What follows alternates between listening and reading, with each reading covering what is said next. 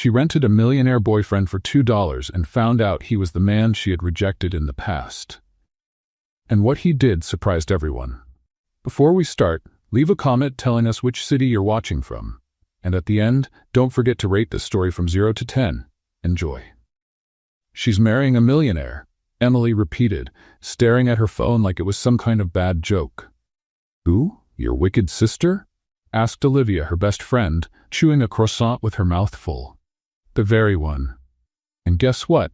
My dad texted me asking me to go to the wedding, and he even added, wear something decent. As if you'd show up wearing a trash bag. Emily rolled her eyes. He thinks I'm the embarrassment of the family. So are you going? Of course I am, but I'm not going alone. Emily crossed her arms with a mischievous smile. What? Are you taking the pizza delivery guy? No, I'm hiring a fake boyfriend. Just to impress that witch. A model, an actor, anyone who looks expensive. Olivia's eyes widened. Friend, you barely have enough money to buy soap. How are you going to pay for a boyfriend? Emily grabbed her phone and started searching on a classifieds website. There must be a cheaper option. 2 seconds later, she let out a scream. Oh my gosh, they charge by the hour? I'd have to work for a whole year to afford a fake boyfriend. And that doesn't even include a kiss. Olivia added, laughing loudly. Emily opened her wallet dramatically and counted. 1, 2, there. $2. 2. Olivia tried to hold back her laughter. With that, you might get a quick hug if you're lucky. Who would accept that? Emily muttered, tossing the coins onto the table. A lunatic, a ghost, a robot with a dead battery? Very funny. Emily grumbled, sighing. Then a voice came from beside them. I'll take it. Emily and Olivia turned at the same time. A tall man, in a dark suit with a sharp smile, stood there holding a cup of coffee. Sorry. What? Emily asked, suspicious. I heard your offer. $2 to pretend to be your boyfriend for a day. I'm in. Olivia's eyes widened. Who are you? A failed actor? An undercover detective? A magician? A Russian spy? Brian? And no, none of the above. I just thought it sounded fun. Emily studied him. Far too handsome to be offering his services for 2 coins. Perfect hair, eyes that could melt ice, pout, and a mysterious air like someone who'd lived through 3 soap operas. Are you kidding? No. If you want, I'll be your official boyfriend for the evening. I can even hold hands and smile like in those butter commercials. But I really only have $2. Brian shrugged and pushed the coins back to her with a smile. That covers the coffee. The rest, I'm doing for fun. Olivia whispered, Friend, this is starting to feel like the beginning of a movie. We just don't know if it's a romantic comedy or a thriller. Emily looked at Brian once more. There was something about him familiar, but she couldn't place it. Okay, Saturday. My sister's wedding. Rich, boring people. And you need to look expensive. I'm great at looking expensive, he said with a sly smile. Send me the address. I'll be there. And before she could say another word, he walked away as if it were the most natural thing in the world. Emily and Olivia stood frozen, staring after him. You just hired a boyfriend for $2, Olivia said, stunned. If he's not a thief, this is going to be a great story. Emily was still trying to process everything, but something about his face told her this wasn't a coincidence. And it wasn't. Brian knew her, and she had rejected him many years ago, but now she had just paid to go out with him. The wedding day arrived, and Emily spent the whole morning getting ready, with a dress borrowed from Olivia, shoes that pinched her feet, and makeup she redid 3 times until she felt presentable for high society, as she put it. When Brian arrived to pick her up, she almost choked. He was unrecognizable. A tailored suit that looked more expensive than 6 months of her rent, a watch that glimmered subtly on his wrist, and a fragrance that made any woman within 5 feet sigh without meaning to. Wow, was all Emily managed to say. Happy with your $2 investment? Brian smiled faintly, offering his arm. Where did you get that outfit? Did you rent it too? Let's just say I have my resources. Emily frowned. Something didn't add up, but there was no time to dig deeper. Her sister's wedding was already going to be a minefield. Questioning her fake boyfriend could wait. The wedding venue was enough to intimidate anyone. Huge gardens, decorations that cost more than a car, and guests who looked like they'd stepped straight out of a celebrity magazine. Relax, Brian whispered in her ear when he noticed her tension. You look beautiful. Thank you. And you look suspicious. Suspicious? No one looks that good for just $2. You must be up to something. Brian chuckled softly. Maybe I am. Emily didn't have time to process his answer because her sister Sarah appeared like a storm of white tulle and arrogance. Emily, what a surprise. Her tone was sweet but full of venom. And who's this? Brian, my boyfriend. Emily forced a smile. Brian offered his hand politely. Nice to meet you. Emily talks about you all the time. Oh, really? Sarah gave Emily a suspicious look. So what do you do, Brian? I work. Where do you work? In an office. Emily almost laughed at how vague that was. Sarah, clearly frustrated at not getting more details, gave a fake smile and walked away. In an office? That's the best you could come up with? Emily whispered. It worked, didn't it? During the ceremony, Emily noticed how much attention Brian was getting, not just from her, but from all the women there.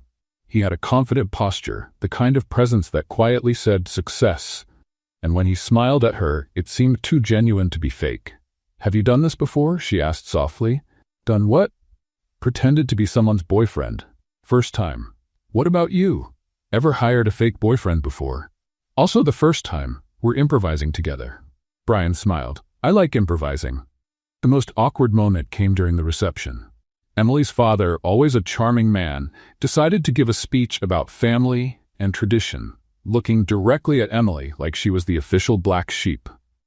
And of course, we're happy that our Emily has also found someone special, he said, with the enthusiasm of someone announcing a disease.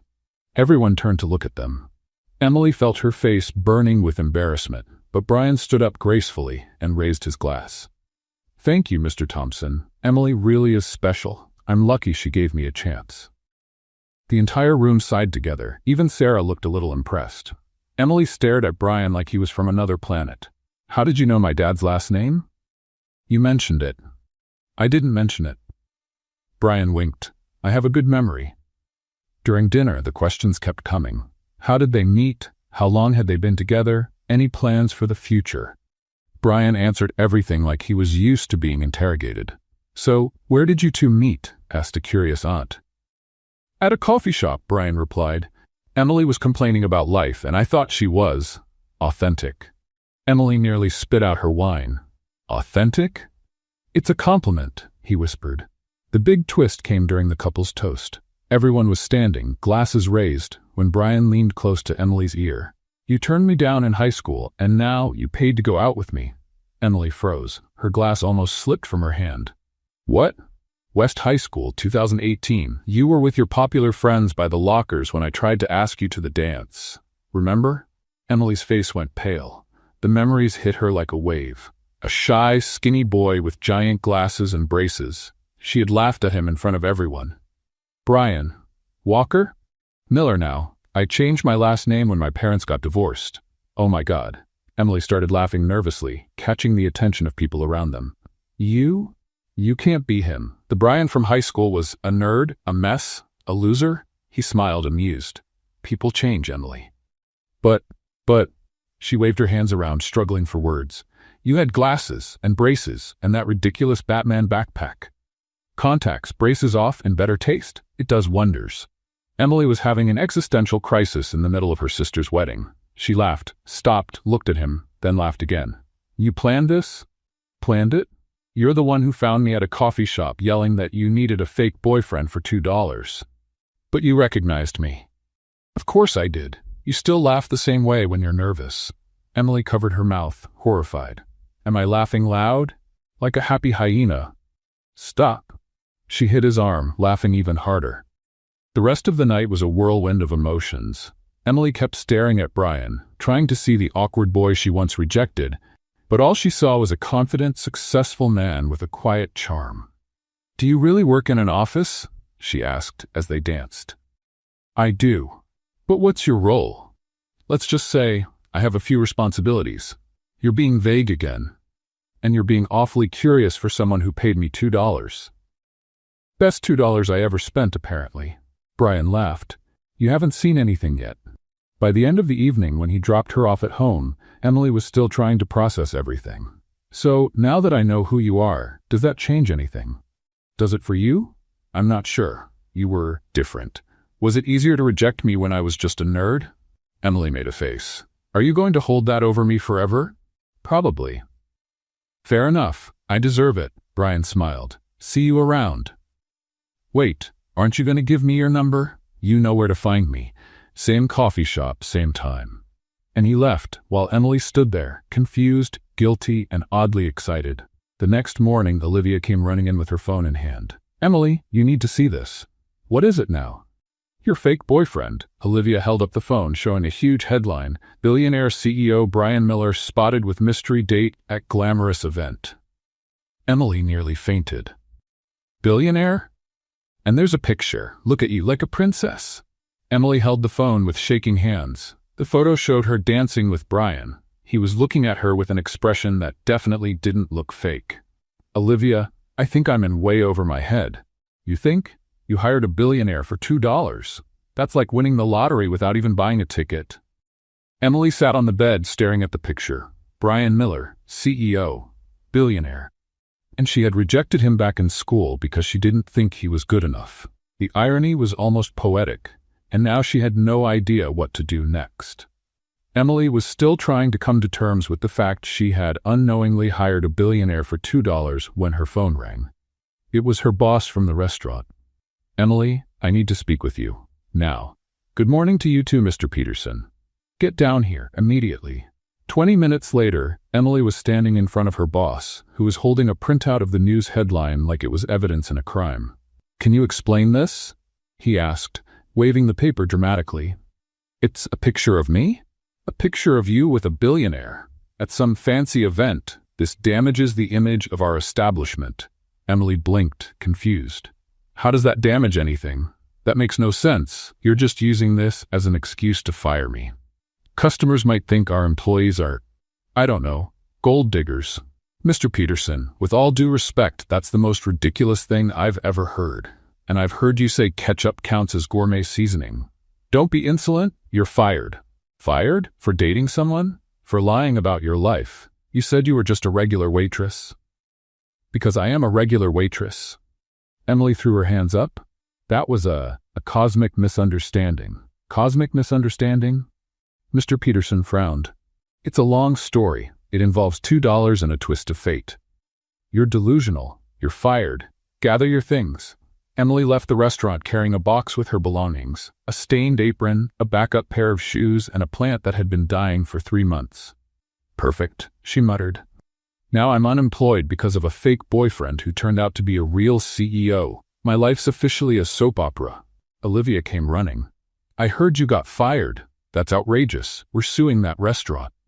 With what money? Remember, I have exactly. Emily checked her wallet. 50 cents and an expired pizza coupon. There's an obvious solution. What? Go talk to your billionaire. He's not my billionaire. It was a one-night agreement. Emily, the man has been in love with you since high school, and now you're jobless because of him. Go get some answers. An hour later, Emily stood in front of the most intimidating building in Portland. Shiny glass walls, security guards who look like models, and a lobby nicer than her whole apartment. Excuse me, she said to the receptionist. I need to speak with Brian Miller. The receptionist looked her up and down with a clear expression of gloom. Who is this nobody? Do you have an appointment? No, but then I'm afraid that's not possible. Listen here, front desk Barbie, Emily said, hands on her hips. I need to talk to him about a personal matter that involves $2, a wedding, and the fact I just got fired. Ma'am, I'm going to have to ask you to leave. I'm not leaving until I talk to him. Just then the elevator doors opened and Brian stepped out, flanked by 3 men in suits. Emily? He looked genuinely surprised. What are you doing here? I came to get some answers, she said, marching toward him. Because of you, I got fired. Fired? My boss saw the photo in the paper and said I was damaging the image of the establishment. Apparently, dating billionaires goes against waitress ethics. The men in suits exchanged amused looks. Brian dismissed them with a gesture.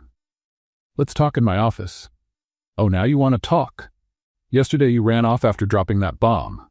Emily, you're making a scene. I'm making a scene? You're the one who showed up in my life, took $2 just for fun, and forgot to mention you practically own Portland. Brian sighed and led her to the elevator. His office was bigger than Emily's apartment, with a view worth more than she could make in 10 lifetimes. "Well, now I understand why you work in an office," she said, looking around. "You are the office." "Technically, I own the company that owns the office." "Very funny. And now what? I'm unemployed because of you." Brian sat behind the desk. "I can fix that. I'll call your former boss and—" "No." Emily raised her hand. "I'm not working for someone who fires me over a photo. I have my pride." "Then what do you want me to do?" "I don't know. You're the one who caused this mess." Brian stayed silent for a moment, then smiled. "I have an offer." "What kind of offer?" "Because the last time I took one of your offers, I ended up in the headlines. I need a companion for a corporate event tonight. Something important. In return, I'll cover all your expenses for a week." Emily blinked. "All expenses? Rent, food, bills, everything. That's very generous. What's the catch?" "No catch. I just need someone genuine. Someone not interested in my money."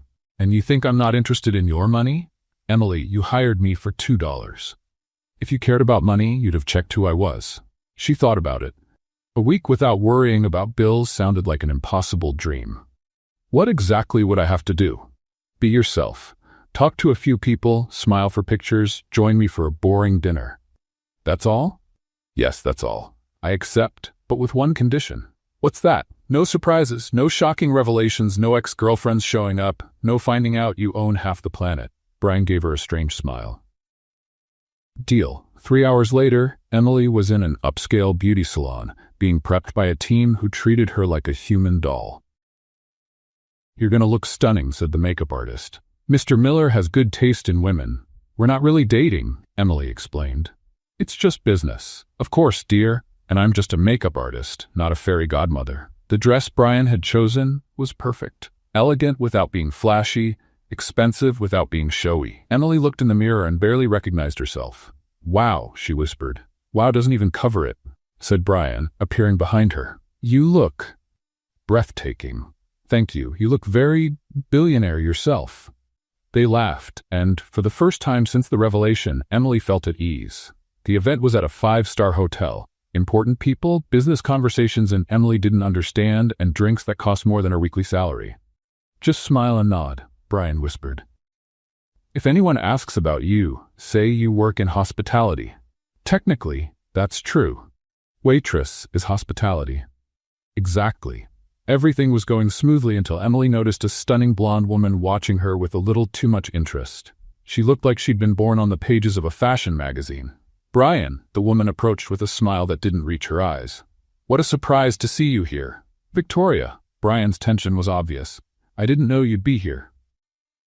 "I'm one of the organizers. And who is your companion?" Emily felt a wave of discomfort. The way Victoria said companion made it sound like a questionable profession. "Emily Thompson," she said, extending her hand.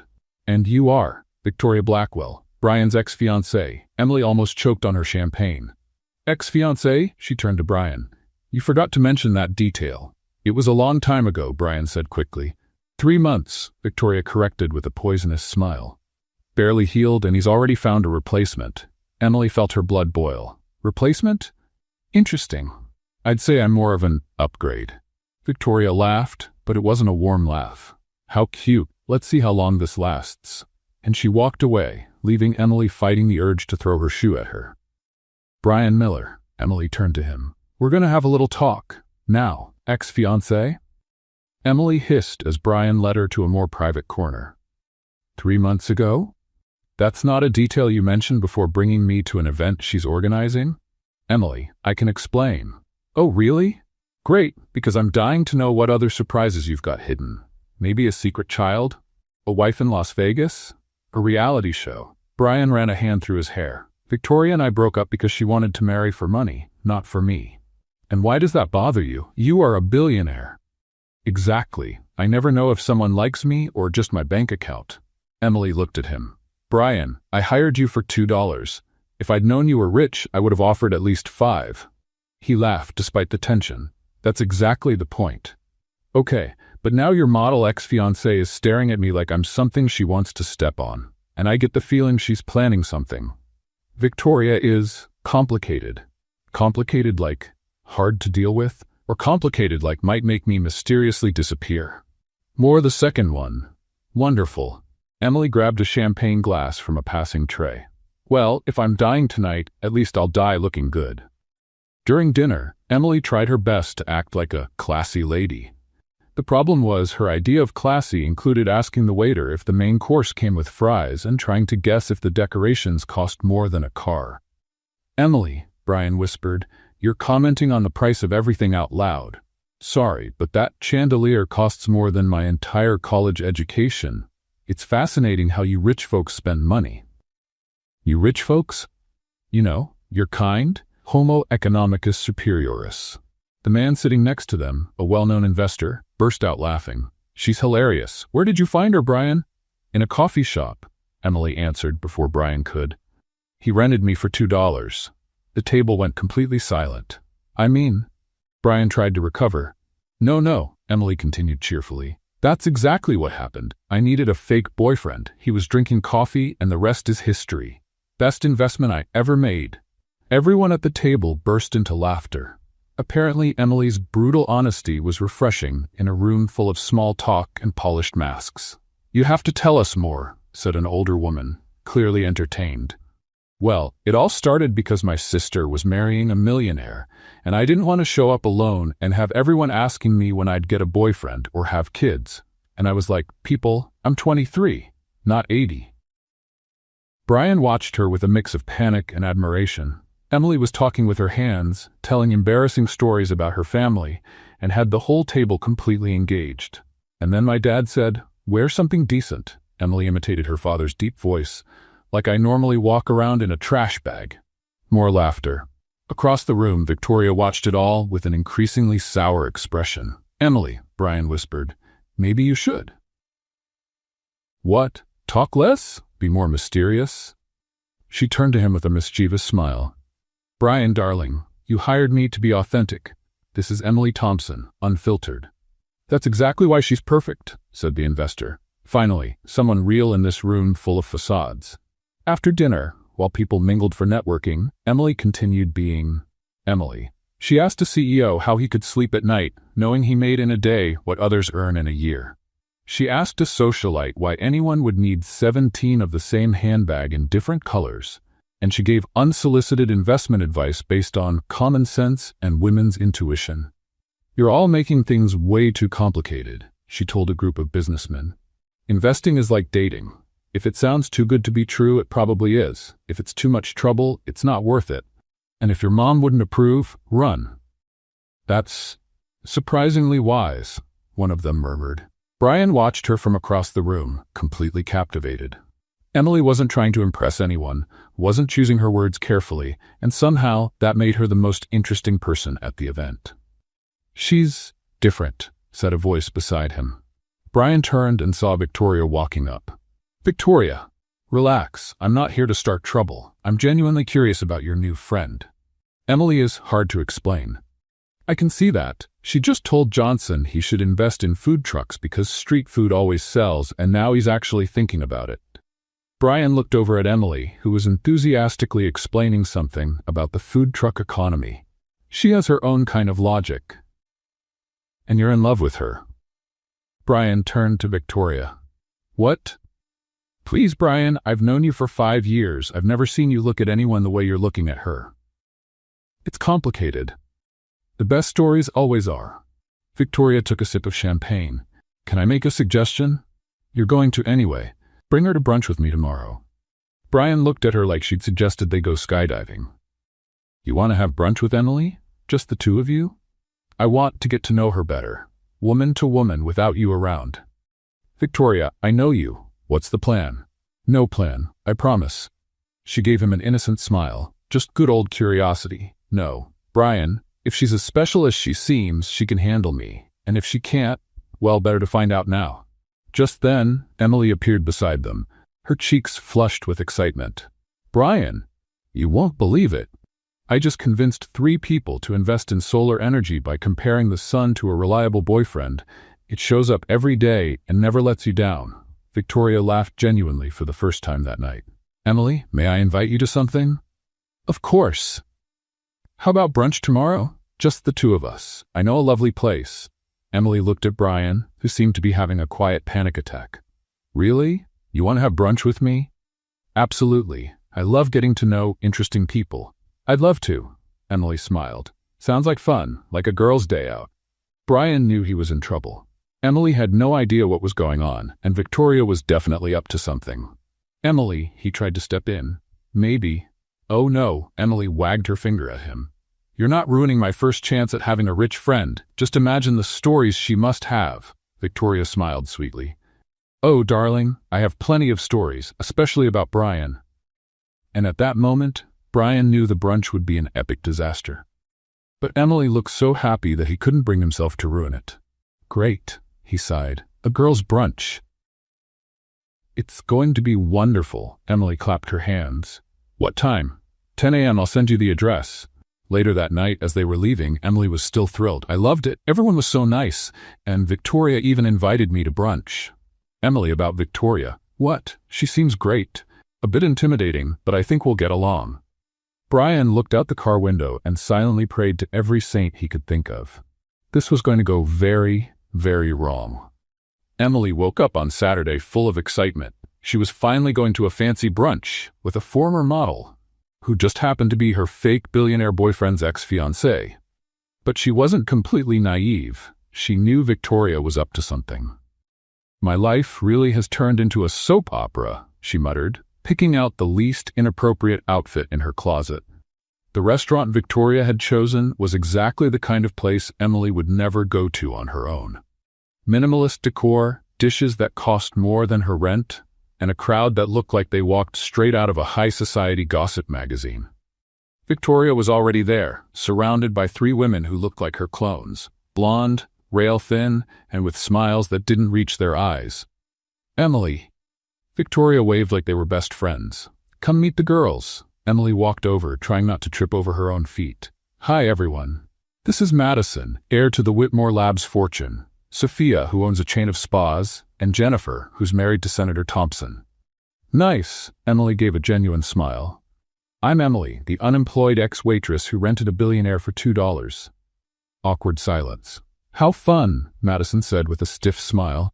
And how did you meet our dear Brian? Asked Sophia, in the tone of someone conducting an interrogation. Well, I was complaining about my life in a coffee shop when he showed up and offered to be my fake boyfriend. I thought he was crazy, but turns out he was just a bored billionaire. Fake boyfriend? Jennifer's eyes widened. Yep, Brian agreed to it for $2. Best deal of my life. Victoria gave her a sweet but sharp smile. What an interesting story. So, you don't have a real relationship? We have fun, he pays my bills, I make him laugh. It's like a business deal with emotional benefits. Emotional benefits? Madison laughed. How modern. And you don't feel, I don't know, awkward? Asked Sophia. Being supported by him? Emily thoughtfully chewed a piece of croissant. Awkward? Why? He offered. I accepted. It's kind of like being an influencer, except instead of selling makeup, I offer genuine company. Genuine, Victoria repeated. Interesting word. Well, I am who I am. I don't pretend to be sophisticated, I don't know etiquette, and yesterday I asked the waiter if that $200 dish came with free refills of soda. The women exchanged horrified looks. And Brian? Accepts that? Jennifer asked. Accepts he loves it? He said he'd never met anyone so... What was the word? Oh yes, refreshing. Refreshing, Victoria repeated with a tone that could freeze the room. Yes, like cold water on a hot day, or ice cream when you have PMS. Or finding forgotten money in your jeans pocket. Madison nearly choked. Did you just compare your relationship with Brian to finding money in your pocket? Hey, it's a great feeling. You all are too serious. Relax. Victoria decided to go on the offensive. Emily, dear, don't you think you're a bit out of your element? Brian is used to a certain level. Level of what? Sophistication, elegance, women who know how to behave in society. Emily laughed out loud. Oh, I see. You're worried I'm not fancy enough. Well, Sophia hesitated. Ladies, relax. I know I'm not on your level. You're like convertible Mercedes. I'm more like a second-hand bicycle. But you know the difference? What? They asked in unison. The bicycle is more fun, more eco-friendly, and when it breaks, you can fix it quickly. The Mercedes costs a fortune just to look at. Victoria was visibly annoyed. Emily, I don't think you understand the pressure Brian is under. He needs someone who can accompany him to important events, someone who knows how to talk to influential people. Like I did yesterday, when I convinced 3 CEOs to invest in solar energy using dating analogies. That was luck. That was authenticity. You're also worried about saying the right thing, that you forget to say something interesting. Jennifer leaned forward. And you think this authenticity will last? Brian has dated some of the most elegant women in the country, and he broke up with all of them, Emily pointed out. Including our dear Victoria here. Maybe the problem isn't a lack of elegance but too much pretense. The bomb had been dropped. Victoria flushed red. Excuse me? Look, Victoria, you're beautiful, rich, sophisticated. But let's be honest, if you were really that perfect, you'd still be engaged to Brian, wouldn't you? We broke up over irreconcilable differences. Like him finding out you were more interested in his credit card than in him? Dead silence. Emily? Victoria said through clenched teeth. I don't think you have any idea who you're talking to. Oh, I do. I'm talking to my fake boyfriend's ex-fiancé, who organized this brunch to try to intimidate me, who brought her friends as an audience, and who's finding out that intimidating a former waitress is harder than she thought. Emily stood up calmly. Ladies, it's been a pleasure. Victoria, thanks for the brunch. And just so you know, Brian told me why you two broke up. It wasn't irreconcilable differences. It was because he found out you were selling his company's inside information to competitors. Victoria turned completely pale. He told you that? He did. And you know what else he said? That you two were never really close. That you never even saw him without his shirt because you always insisted on making love in the dark. That's, Victoria stammered. A lie? Well, if it's a lie, then you knew each other better than he said. And if it's not a lie, well, that explains a lot about your relationship. Emily picked up her bag gracefully. Goodbye, ladies. And Victoria? Next time you plan an ambush, pick an easier target. And she left the restaurant with her head held high, leaving 4 women in total shock. 10 minutes later, Brian came running up. Emily was sitting on the curb, eating a hot dog she'd bought from a street vendor. Emily, how did it go? Are you okay? Great. She smiled brightly. I think I made some new friends. Really, I crushed them. It was epic. In the car, Brian couldn't stop smiling. Tell me everything, word for word. Emily recounted the entire story, complete with impressions of the women's faces. Brian laughed so hard he had to pull the car over. You're amazing, he said, looking into her eyes. I'm a survivor. No, you're so much more than that. There was something different in the way he looked at her. More intense. More real. Emily felt her heart race. The tension in the car was palpable. Brian, she slowly leaned toward him. Brian didn't move. Their lips were almost touching when Brian pulled away abruptly. I'm sorry? I can't. Emily was confused and hurt. Why not? It's complicated. Everything with you is complicated. Brian sighed. Emily, you don't understand. Whatever this is between us, it can't happen. Why not? Because you deserve someone better. And before she could say anything, he started the car and drove her home in silence. Emily stood on the sidewalk, watching him drive away, completely confused. What on earth had just happened? She woke up Monday morning with a clear thought pounding in her head. Enough. Enough of being treated like entertainment, enough of strange arrangements, and most of all, enough of Brian Miller and his emotional complications. The rejection in the car still stung like a slap in the face. Why had she fooled herself into thinking something real could grow between them? She grabbed her phone and typed a direct message. Brian, our arrangement is over. Thank you for the experience, but I'd rather go back to my simple life. I don't need your financial help anymore. We'll go our separate ways. Emily? She hit send before she could change her mind. 10 minutes later, the phone rang. Brian? Emily declined the call. It rang again. She declined it again. On the 3rd try, she turned the phone off completely. There, she said to herself. Problem solved. The next few days were a roller coaster of plain, raw reality. Emily went back to her usual routine, waking up early, job hunting, eating instant noodles, counting coins for the bus fare. This was her real life. No luxury, no perks, no expensive dresses. And that was okay. At least that's what she kept telling herself. Meanwhile, Brian was finding out that his luxury-filled life had lost all meaning. The office felt dull, meetings were torture, and even the expensive coffee tasted like cardboard. Mr. Miller, said Margaret, his secretary, on Wednesday, you've canceled 8 meetings this week. I'm not in the mood for meetings. You're not in the mood for anything. Yesterday you yelled at the printer for being too slow. Brian knew he was being ridiculous, but he couldn't stop thinking about Emily. He tried calling her constantly, but her phone was always off or out of range.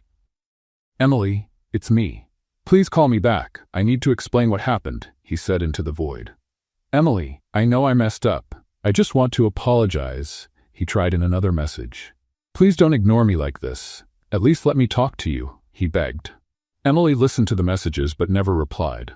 By the second Friday, Emily finally got a job at a 24-hour convenience store. The pay was low, the uniform awful, but it was honest work. You'll work from 2 to 10 in the evening, explained the manager, a tired-looking man in his 50s. It's quiet, just a few night customers. Perfect, Emily smiled stiffly. I love the afternoon shift. At first, she even enjoyed it. Her coworkers were funny, the job was simple, and no one asked about billionaires or weird deals. Brian's phone calls kept coming, morning, afternoon, and night. Every time, straight to voicemail. Emily, it's me again. Please, just give me a minute to talk. I know I handled things badly. I just need a chance to make it right. Please don't shut me out like this. Emily listened to them, but still didn't respond. On the Friday of the second week, she was leaving the store, laughing with Carlos, a coworker who always made her laugh with stories about strange customers. And then the woman wanted to return an energy drink because she said it wasn't energetic enough. Carlos said, mimicking the customer's voice. Emily laughed out loud. People are unbelievable.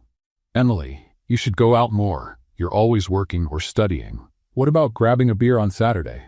I don't know, Carlos. I'm kind of complicated when it comes to relationships. Who said anything about a relationship? Just a beer between friends. Emily was considering it when a black car pulled up sharply in front of them.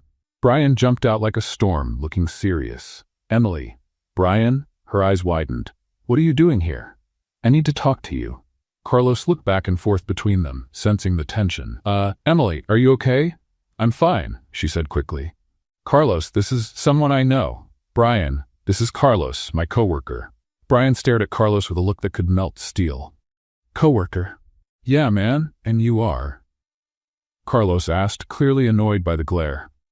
No one important, Emily answered before Brian could. Carlos, I'll see you Monday. Everything's fine. Carlos hesitated, but finally walked away after waving at Emily. What do you want, Brian? Emily crossed her arms. I want to talk. You're not answering my calls. Because there's nothing to talk about. Yes, there is, about what happened in the car.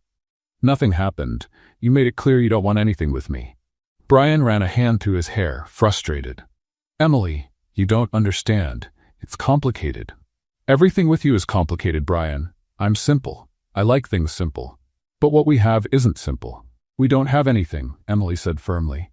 We had a deal, and it's over. Now we each go our own way. Emily. Brian, I'm rebuilding my life. I have a new job, nice coworkers, a routine that makes sense. I'm fine like this. You're fine going out with that guy? Emily looked at him in disbelief. Are you jealous of Carlos? Seriously? It's not jealousy. It's jealousy, and you have no right to be jealous. You turned me down, remember? Brian opened his mouth to argue, but Emily kept going. Listen, Brian, you're an amazing man, successful with everything any woman could want, but you're scared of real feelings, and I'm not going to sit around waiting for you to deal with your emotional baggage. Emily, please. No, go home, Brian. Find someone from your world, someone who understands your complications. I just want peace. Emily walked into the shop without looking back, leaving Brian standing on the sidewalk like a statue. Inside, she leaned against the wall and took a deep breath. I like him, she thought. I really do, but this was never going to work. We come from 2 different worlds. He needs someone sophisticated, and all I know how to be is myself. She glanced out the window and saw Brian still standing there, looking at the store. This is for the best, she whispered, but her heart disagreed. Emily came home after seeing Brian feeling completely drained. She collapsed on the couch and stared at the ceiling, trying to process everything that had just happened. Olivia, she yelled. I need emergency therapy. Olivia came out of the kitchen with a bowl of popcorn. From that tone, I'm guessing this has to do with a certain complicated billionaire. He showed up at my job, out of nowhere, like a stalker in a suit. Tell me everything. Don't skip any juicy details. Emily recapped the whole meeting, including Brian's obvious jealousy of Carlos and their tense conversation in front of the store. Let me get this straight, Olivia said, chewing thoughtfully. The richest man in Portland showed up at your work because he was jealous of a guy who sells energy drinks? Basically, yes. And you told him to leave because he's too complicated. Olivia, the man can't even kiss me without having an existential crisis. Girl. Olivia sat down facing her. Can I say something? Go ahead. You're being dumb. Thanks for the support. No, really, Emily, the man is clearly in love with you. Has been since high school. He's just scared. Scared of what? Of you finding out he's human. Think about it. He's spent his whole life being judged for his money. Then you come along, treat him like a regular guy, and now he doesn't know how to deal with it. Emily frowned. Olivia, are you defending him? I'm defending love. Olivia threw her hands up dramatically. Emily, when was the last time you truly liked someone? Well, exactly. Never. And now someone shows up who makes you laugh, treats you well, protects you, and you're going to walk away because he's a little neurotic. A little neurotic? Olivia, he's got more locks than a bank vault. So what? Everybody has issues. You do too. Remember when you didn't leave the house for 3 months because that jerk ex said you were too intense? Emily made a face. That was different. No, it wasn't. You were afraid to be yourself. Now Brian is afraid to be himself. You two are perfect for each other.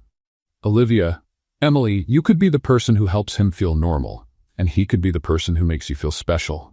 It's like mutual therapy, but with kissing. Emily laughed despite herself. Mutual therapy with kissing? Exactly. Look, you can sit here complaining that he's complicated, or you can go find him and see if it's worth untangling. What if it doesn't work? What if it does? Emily, you were the happiest I've ever seen you for weeks. Since he left, you've been miserable. I'm not miserable. Girl, you had ice cream for breakfast today. Ice cream for breakfast. Emily sighed. Maybe you're right. Of course I am. Now go find your neurotic billionaire and fix this. But what if he doesn't want to talk to me? Emily, the man showed up at your job like a jealous lunatic. He wants to talk. All right, Emily stood up, determined. I'm going to find him. That's what I like to hear. Go warrior. The next morning, Emily called Brian's office. Miller Corporation, good morning. Hi. I need to speak with Brian Miller. Mr. Miller isn't available at the moment. May I take a message? When will he be back? I'm sorry, I can't give out that information. Emily tried 5 more times that week. Always the same answer. Brian wasn't available. This is strange, she told Olivia. Where could a billionaire be that no one knows when he's coming back? Maybe he traveled, or maybe he's avoiding me on purpose. Emily decided to investigate on her own. She went to the Miller Corporation building and tried a different approach. Hi, she said to the receptionist. I'm Emily Thompson. I came to return something to Mr. Miller. What's your name again? Emily Thompson. He'll know who I am. The receptionist made a few calls. Mr. Miller is out of town. Can I take a message? Out of town since when? I can't give out that information. Emily walked out frustrated. Brian had literally disappeared. That night at work, she told Carlos everything. Girl, you should hire a private detective, he joked. Very funny.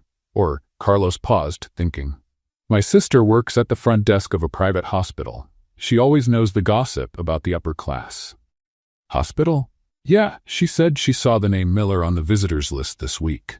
Someone in his family is admitted. Emily's heart skipped a beat. Which hospital?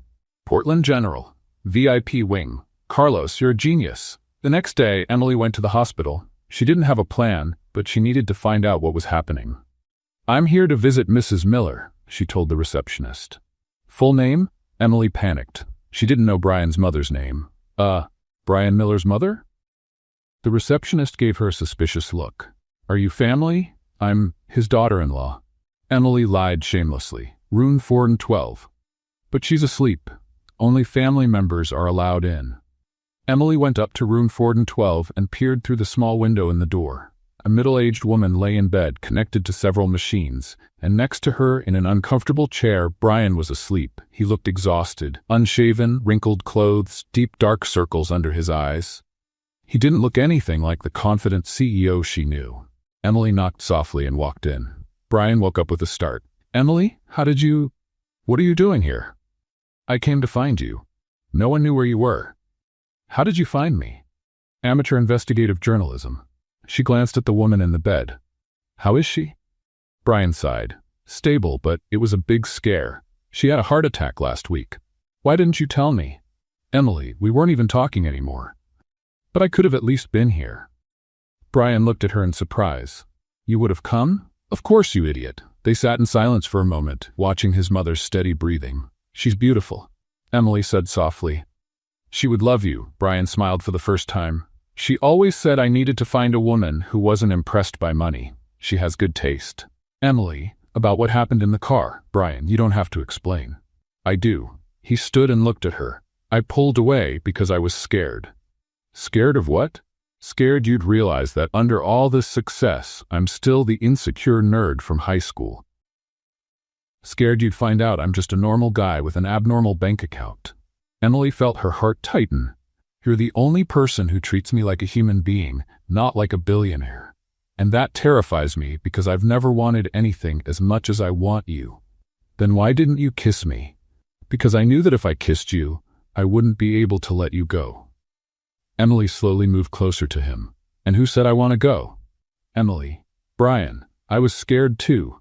Scared I wouldn't be good enough for you, that I wouldn't be able to keep up with your world.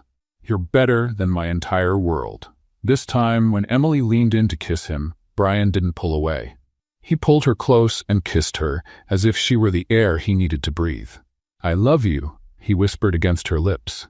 "I love you too," she answered with a smile. "Even though I'm complicated?" "Especially because you're complicated. Someone has to uncomplicate you." Brian laughed and kissed her again, and for the first time in weeks, Emily felt like she was exactly where she belonged. In the bed, Brian's mother opened her eyes slightly and smiled before drifting back to sleep. Her son had finally found someone special. The following days at the hospital turned into an oddly intimate routine for Emily and Brian. They took turns caring for his mother, Margaret Miller, who was slowly recovering from the heart attack.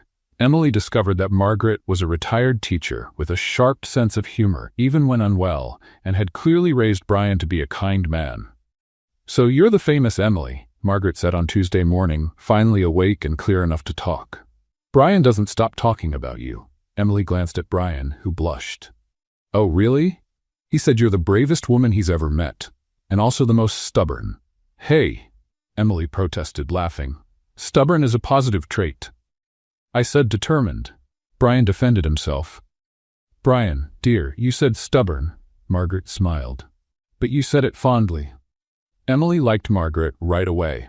She had that quiet wisdom that comes from having lived a lot and knowing what really matters in life. During the long hours at the hospital, Emily and Brian talked more than they had the entire time they'd known each other. No social events, no outside pressure, just the two of them, hospital coffee, and time to be honest. "Can I ask you something?"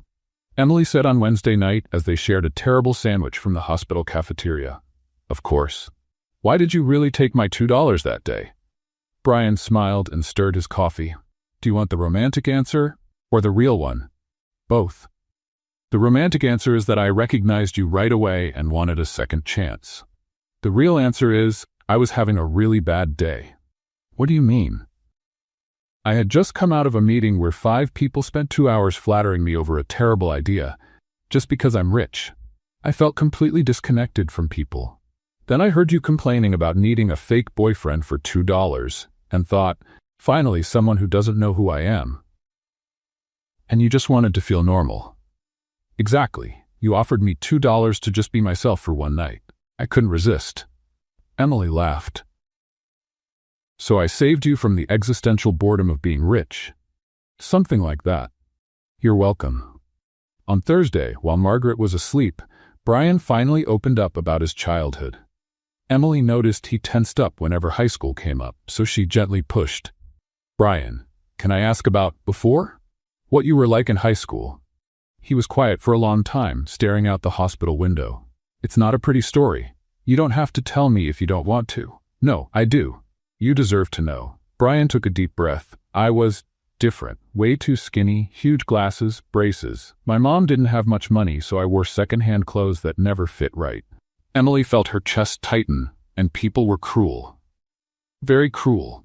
There was this group of boys who called me Professor Gadget because I was good at math. They'd hide my books, shove my desk, put gum in my hair. That's awful. The worst wasn't the boys. It was the girls who laughed when they did it, or acted like I didn't exist when I tried to talk to them. Emily swallowed hard, remembering the day she had turned him down without even knowing him. Brian? You weren't the worst, Emily. You were just the one that hurt the most. Why? Because I really liked you.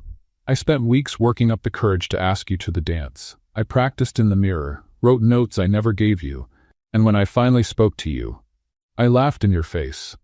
You laughed and said, "Seriously? Are you being serious?" And your friends laughed too. And I realized that to you the idea of going out with me was so ridiculous. It was funny. Emily's eyes filled with tears. Brian, I'm so sorry. No, don't be. I'm not telling you this to make you feel guilty. I'm telling you because that moment changed me.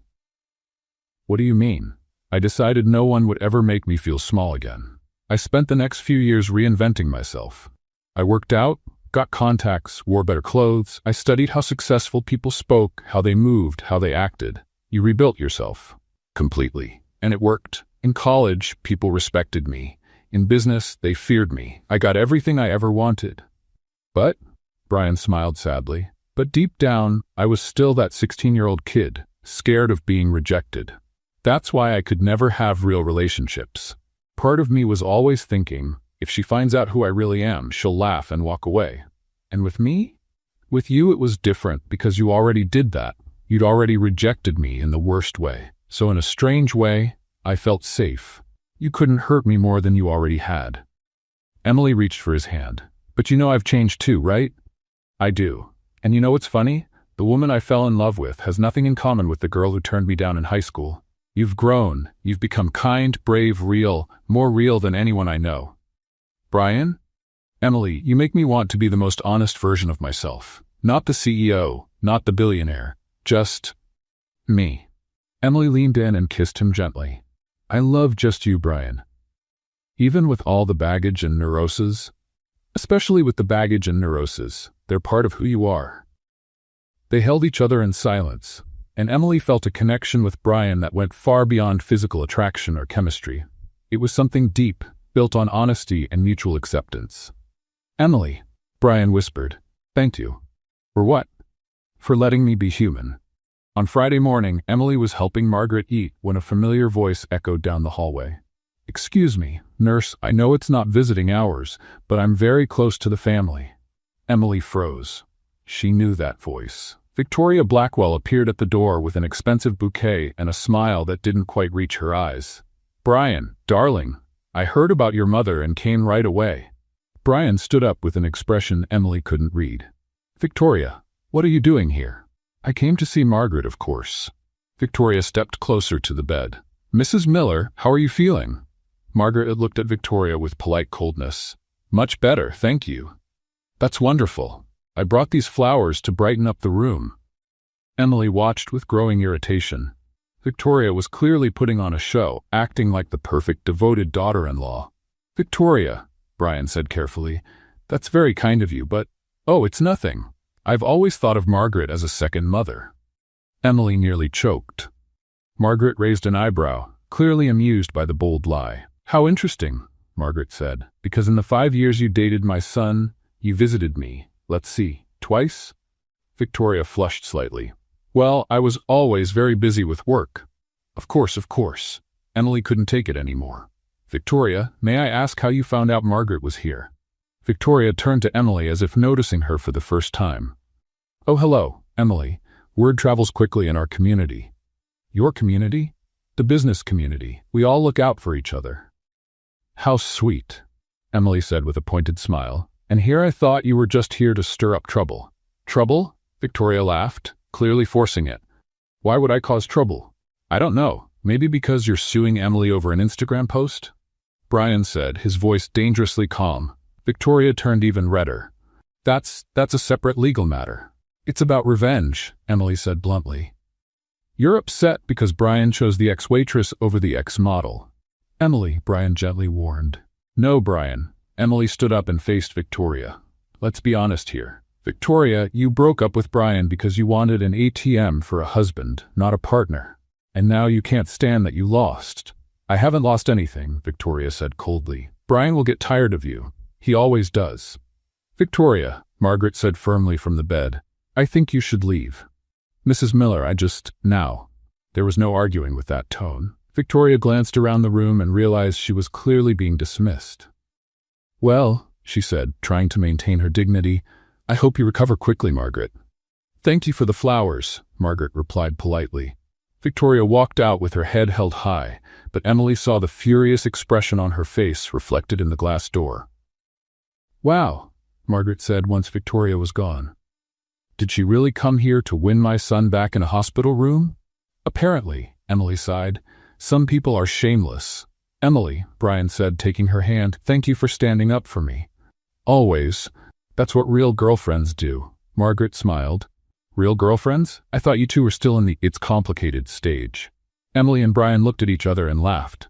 I think it's official now, Brian said. Finally, Margaret said with a dramatic sigh.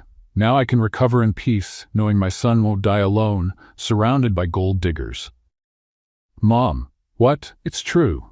Emily laughed and kissed Margaret's forehead. You and I are going to get along just fine, mother-in-law. I already like you, daughter-in-law.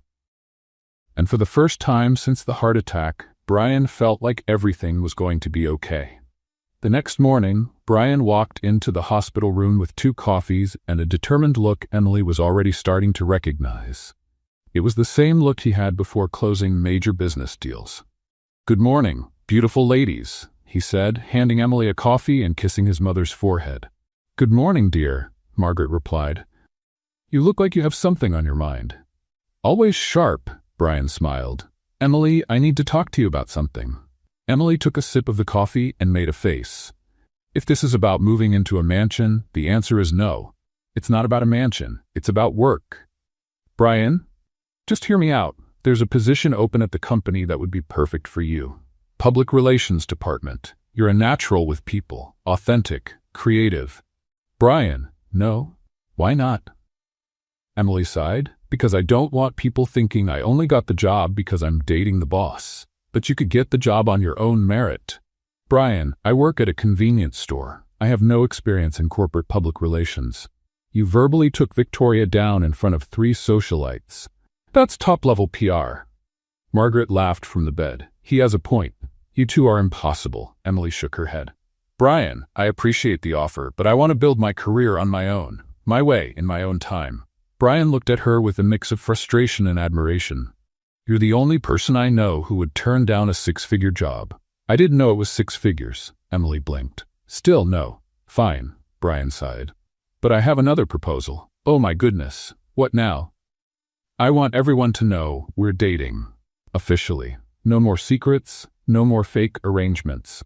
I want to tell the whole world that Emily Thompson is my girlfriend. Emily nearly choked on her coffee. Brian, we can do a press release, show up together at public events, maybe even give an interview. Stop! Emily raised her hands. Brian, this is too fast for me. Why? Because I'm still processing all this.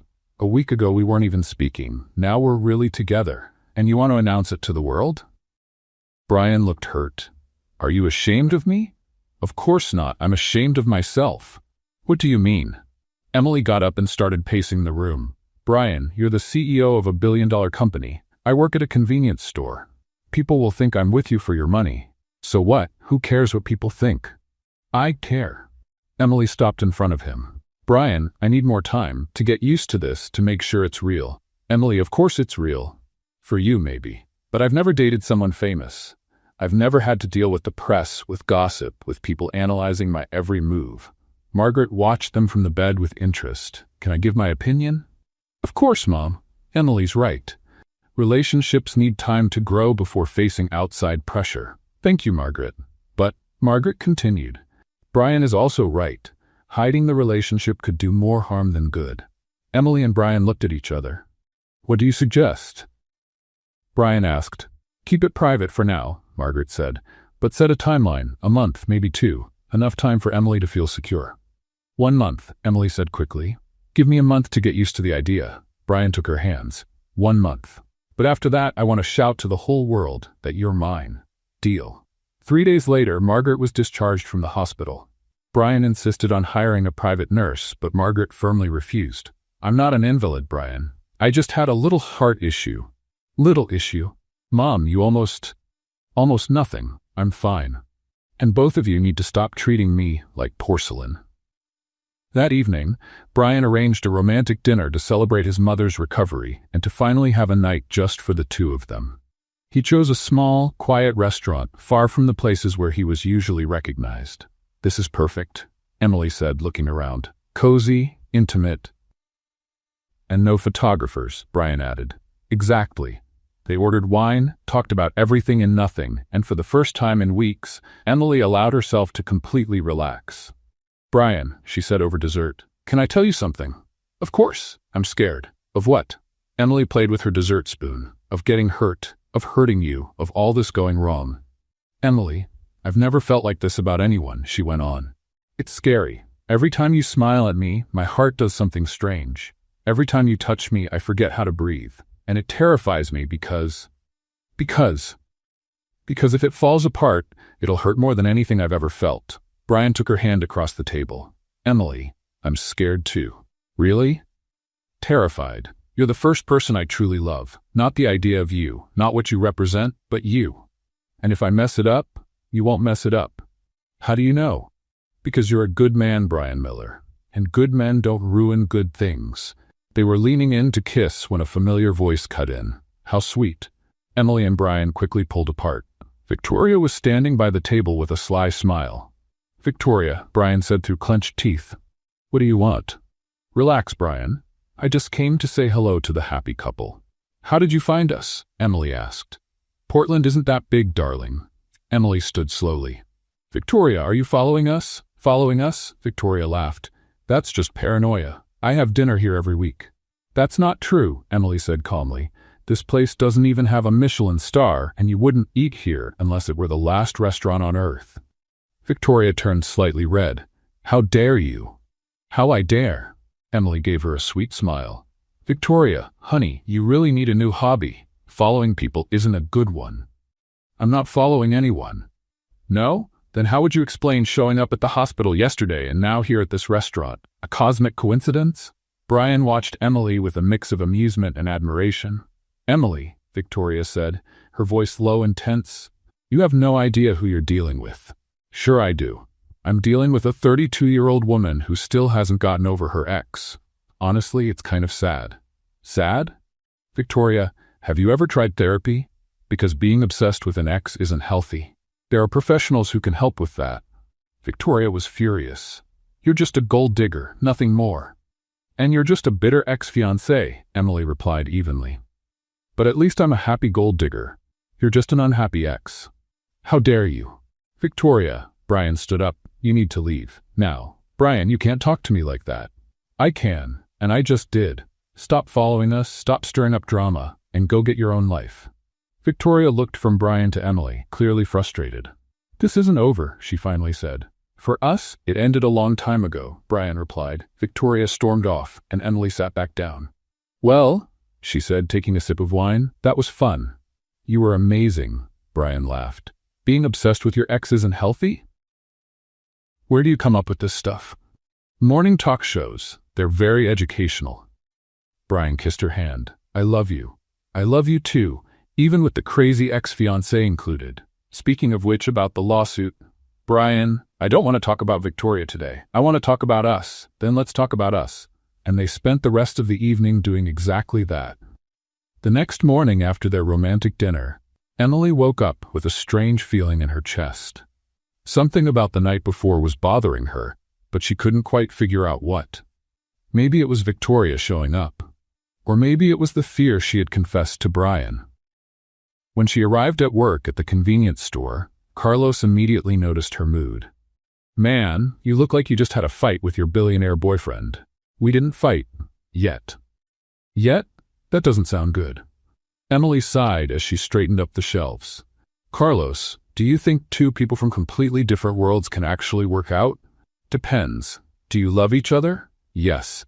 Do you respect each other? Yes. Do you have fun together? A lot. Then what's the problem? The problem is that he wants to make our relationship public, and I don't know if I'm ready for that. Carlos stopped stocking the drinks. Emily, can I tell you something? Sure. Are you afraid of what other people will think, or are you afraid of truly committing? His question hit Emily like a punch to the stomach. I don't know. Because, look, running from a relationship because you're scared of being judged is one thing. Running because you're scared of opening your heart? That's something else entirely. Emily stayed quiet, letting her friend's words sink in. That night, Brian showed up at the store during her shift with a determined look on his face. We need to talk, he said without any small talk. Brian, I'm working. Emily, we can't keep doing this. Doing what? You pulling away every time things get serious between us. Emily felt a wave of irritation rise. I'm not pulling away. Aren't you? You turned down the job. You don't want to go public with us. And last night when Victoria showed up, you got tense with me too. I was tense with her, not with you. Emily, you're looking for excuses to keep your distance. That's not true. Then explain to me why every time I bring up the future, you change the subject. Emily stopped organizing the shelves and looked straight at him. Because the future scares me, Brian, okay? I'm terrified. Why? Because you're rich, successful, powerful, and I'm just a regular girl working in a convenience store. Emily, not this again. It's not just about the money, she burst out. It's about expectations. Your life is photographed, analyzed, talked about. Every outfit I wear, every word I say, every move I make, it's all going to be judged. So what? So what? I don't know if I can handle that pressure. What if I'm not good enough? What if I embarrass you? What if, stop. What if you realize you could be with someone better? Emily, stop. Brian's voice echoed through the empty store. Emily froze, eyes filled with tears. Emily, Brian said more calmly, you're sabotaging our relationship because you're afraid of things that might never even happen. But they might happen, or they might not. Emily, you're asking for a guarantee I can't give you. No relationship comes with guarantees. Brian, no, listen. I love you. I love your loud laugh. I love how you treat everyone the same. I love how you make me feel like a regular guy. But I can't keep proving that to you over and over. Emily felt her heart break. What are you saying? I'm saying you need to decide if you want to be with me or not. For real. No fear, no excuses, no conditions. I do want to be with you. Then show me. Stop running, stop making excuses, and be my real girlfriend. Emily looked into his eyes and saw determination, but also exhaustion. He was worn out from fighting her fears. And what if I can't? Then maybe we're not meant to be. The words hit like a bomb. Emily felt like the ground had just disappeared from under her feet. Brian? Emily, I'm going home. When you decide what you want, call me. And he walked out, leaving Emily alone in the shop, crying between shelves of candy. Brian drove home on autopilot, his heart heavy. He had pushed Emily into a corner, and now he regretted it. But he also knew he couldn't keep proving his love while she kept running away. At home, he collapsed onto the couch and stared at the ceiling. That's when he saw the $2 bill on the coffee table, the one Emily had tried to use to pay him on their first day. He'd kept it as a reminder. He picked it up and gave a sad smile. $2. The best investment of his life. For $2, he got the chance to truly know Emily, to fall in love with her, to learn what it meant to love and be loved for who you really are. It didn't matter if she was scared. It didn't matter if the whole world thought they didn't make sense. That $2 bill gave him something money couldn't buy. True love. And he wasn't giving up without a fight. 2 days later, Emily was at home trying to convince herself she'd made the right choice by not calling Brian, when Olivia burst in yelling, "Emily, get out of bed right now!" Why? Because there's a man outside with a huge sign and flowers. Emily ran to the window and nearly fainted. Brian was standing on the sidewalk with a giant sign that read, "Emily Thompson, will you marry me for more than $2?" She rushed downstairs in her pajamas and slippers. "Brian, what are you doing?" "Proposing." "Here? On the street?" "Emily, $2 brought me the best thing in my life. Now I want to give everything I have for the chance to spend the rest of my life with you." He got down on one knee right there on the sidewalk and pulled a small box from his pocket. "Emily Thompson, will you marry me? No fear, no conditions. Just you and me?" Emily looked at him, at the ring, at the neighbors peeking out their windows. "Brian, are you sure?" "Completely. You love me for who I am, not what I have, and I love you exactly the way you are, brave, genuine, and completely nuts." Emily laughed through her tears. "I am a little nuts." "So? Will you marry me?" Emily looked into his eyes and saw everything she had always searched for: love, acceptance, and the promise of a life full of laughter. "Yes," she whispered. "Yes." "Yes," she shouted. "Of course, yes." Brian picked her up and spun her around while the neighbors clapped from their windows. "I love you," he said, slipping the ring on her finger. "I love you too, even if you are completely crazy for proposing in the middle of the street. I learned from the best." And they kissed right there on the sidewalk, while Olivia cried happy tears and snapped pictures. $2.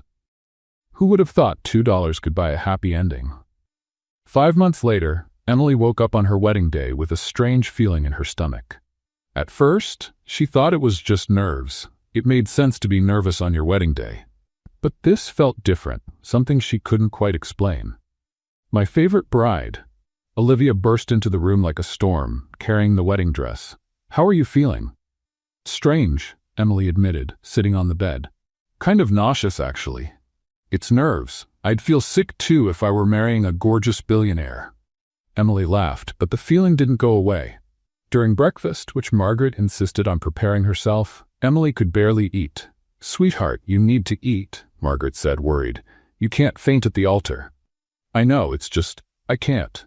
Must be nerves." Margaret studied her carefully. As a retired teacher and a mom, she had a special instinct for these things. "Emily, can I ask you something a bit personal?" "Of course." "When was your last, Emily froze with her fork in the air. "My last what?" Then it hit her. Oh my goodness. "Honey?" Emily ran to the calendar on the kitchen wall and started counting on her fingers. "Once, twice, 3 times. "Emily?" Olivia asked, worried. "I have to go," Emily said quickly. "Now." "But the wedding is in 4 hours." "I know. That's why I have to go now." Olivia and Margaret exchanged confused looks but followed Emily to the nearest pharmacy. "Emily, are you going to explain why we're buying?" Olivia looked at the box in her friend's hand. "A pregnancy test on your wedding day? Because maybe I'm not just nervous sick." "Oh my goodness." Olivia's eyes widened. "You think you might?" "I don't know. That's why I'm taking the test." Back at the apartment, Emily locked herself in the bathroom while Olivia and Margaret waited outside like 2 anxious statues. "Emily?" Margaret knocked on the door. "Are you okay in there?" "I don't know yet. I have to wait 3 minutes." They were the longest 3 minutes of Emily's life. She stared at the test, then at the mirror, then back at the test. 2 lines, 2 bright pink lines. "Oh my goodness," she whispered. "Oh my goodness, oh my goodness, oh my goodness." "Emily." Olivia knocked harder. "What happened?" Emily opened the door, holding the test with the face of someone who had seen a ghost. "I'm pregnant." Margaret and Olivia were silent for exactly 5 seconds before exploding into screams of joy. "I'm going to be maid of honor." Olivia jumped up. "I'm going to be a grandma," Margaret cried. "I'm going to be a mom." Emily panicked. "On my wedding day. How do I tell Brian? At the altar? Before the altar? After the honeymoon?" "Breathe, honey." Margaret held her hands. "One thing at a time. First, let's get you ready for the wedding. Then you decide when to tell him." 4 hours later, Emily was at the altar of the small church they had chosen, radiant in her simple yet elegant gown, holding her bouquet with slightly trembling hands. Brian looked stunning in his tuxedo, his smile lighting up the whole place. "You look beautiful," he whispered as she reached the altar. "Brian, I need to tell you something," she whispered back. Now. The minister started the ceremony, but Emily barely heard a word. "How do you tell the man you're pregnant in the middle of your wedding ceremony? If anyone knows of any reason why these two should not be joined," said the minister. Emily seized the dramatic pause. "Brian," she whispered urgently, "I'm pregnant." Brian froze completely, blinked once, twice, 3 times. "What?" he whispered back. "Pregnant. You know, baby, 9 months, diapers." Brian stared at her as if processing information in a foreign language. When? Probably that night after the romantic dinner, the one Victoria interrupted. "Brian?" the minister asked. "Is everything all right?" Brian turned to the minister, then to Emily, then to the congregation of family and friends, all watching expectantly. "She's pregnant," he announced to the whole church. Complete silence. Then Margaret stood up and began clapping. "I'm going to be a grandma!" The entire church erupted in applause and cheers. Emily covered her face in embarrassment, but Brian pulled her close. "Are you sure?" he asked, his eyes shining. 3 tests, all positive. "We're going to have a baby?" "We are." Brian lifted her off her feet and spun her around right there at the altar, while everyone laughed and cried at the same time. "Brian," Emily laughed. "The minister hasn't finished yet." "Minister," Brian said, still holding Emily, "could you speed this up? I need to kiss my pregnant wife." The rest of the ceremony passed in a joyful blur of tears, laughter, and declarations of love. When the minister finally said, "You may kiss the bride," Brian kissed Emily as if it were the first and last kiss of his life. "I love you, Mrs. Miller," he whispered. "I love you too, Mr. Miller. And so does our baby." 3 weeks later, Emily was exploring the new house they had moved into after the honeymoon when she found a framed piece on the wall of Brian's office. Inside the elegant frame were the original $2 she had given him that first day at the cafe. "Brian," she called out. "Come here." He came running. "What happened? Is the baby okay?" "The baby's fine, but this," she pointed to the frame. "You framed the $2? Brian smiled that smile that always made her melt. "Of course. It was the best investment of my life." $2? "Emily, that day you didn't rent me. You set me free." "What do you mean?" "You set me free from the idea that my only worth was my money. You set me free from my fears, from my insecurities. You set me free to just be myself." Emily felt her eyes fill with tears, which was happening a lot lately. Thanks, hormones. "Brian Miller, you are the most romantic man in the world. And you are the most amazing woman in the world. Even when you tell me I'm going to be a dad, at the altar. Hey, you said it was the best surprise of your life. It really was." He pulled her close and placed his hand on her still small belly. "You two are the best things that have ever happened to me." "Two?" "You and our daughter." "How do you know it's a girl?" "Father's intuition." Emily laughed and kissed him, thinking about how life can take the most unexpected turns. Who would have guessed that $2 at a coffee shop would lead to this? A happy marriage, a baby on the way, and the love of her life. "You know what's funny?"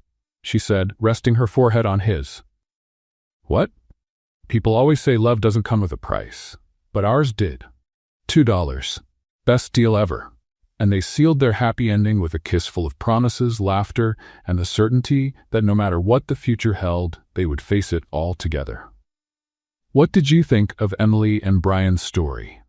Leave your thoughts in the comments below. On a scale of 0 to 10, how would you rate this story? Subscribe to the channel and click the bell so you don't miss any of our stories. And don't forget to check out more touching stories by clicking right here on the final screen.